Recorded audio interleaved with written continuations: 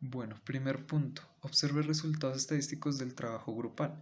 Para nosotros la centralización está en media, mediana y moda. Para nosotros la media fue 166, la mediana fue 165 calculada como el dato en la mitad y moda que pues no se pudo calcular debido a que había más de una. Dispersión tuvimos variancia, desviación y kurtosis como 8.6, 74 y menos 1.23. Forma, simetría, asimetría, en nuestro caso asimetría que fue menos 1.23 y pues la posición que fue el 50 percentil para nosotros sería igual que la media debido a que se divide en 2, en 50%. Bueno, para el segundo punto tenemos la diferencia entre el uso estadístico para datos agrupados y datos no agrupados. Que digamos en este caso podemos decir que la diferencia entre estos dos es que los datos agrupados de cierta manera ya están procesados, mientras los datos no agrupados están tal como se recaudaron. Por ejemplo, un ejemplo de datos agrupados es por ejemplo cuando se habla de la hora y frecuencia de esa hora. Entonces digamos ahí se muestra cómo se agrupa, de cuántas veces se repite esa hora. Datos no agrupados mostraría el día y mostraría la hora, pues ya digamos repitiéndose en cada día. Entonces no estaría aún procesada. Vale, punto número 3. ¿Cuáles son las medidas de centralización? Para estas medidas podemos decir que están resumidas, digamos que en ese entorno, en esos valores centrales, como lo son la media aritmética, mediana y moda. Para estas, digamos que esa media aritmética representa como ese valor tendencia que hay entre todos estos valores que se tomen para las pruebas. La mediana es ese valor que está en el centro de todos estos valores y la moda es ese valor que tiene tendencia a repetirse más que los demás. La moda es difícil de calcular debido a que a veces puede haber más de una sola moda. Vale, cuarto punto. ¿Cuáles son las medidas de dispersión?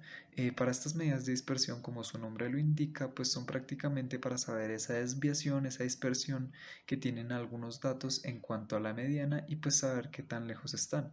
Para esto se utiliza como rango de variación, la varianza, la desviación estándar o el coeficiente de variación. Quinto punto, ¿cuáles son las medidas de forma? Como medidas de forma podemos decir que pues entre estas nos es posible demostrar si hay una distribución de frecuencias, digamos que hay diferentes características especiales como la simetría o asimetría. Digamos que estas también nos permiten ver pues por medio de diferentes ecuaciones qué tan balanceado está en una gráfica y si no está muy inclinado, digamos, simetría hacia la derecha o asimetría hacia la izquierda. Sexto, ¿cuáles son las medidas de posición? Para medidas de posición podemos decir que son aquellas en las que nos permite separar los datos en partes iguales, digamos que en diferentes formas, por ejemplo en cuartiles, deciles o percentiles. Esto nos permite, digamos que separarlos y se utiliza, digamos que en casos para tener una mayor precisión en el análisis de estas partes. Vale, séptimo, diferencia entre varianza muestral y poblacional. La principal diferencia que hay entre estas dos es que mientras que la varianza muestral se propone a, digamos que tomar esas muestras aleatorias entre una población, digamos que la poblacional trata de tomar todos esos datos generales y empezar a analizarlos entre todos para llegar a, pues digamos que esas respuestas o conclusiones generales de toda la población. Vale, por último tenemos la media aritmética ponderada.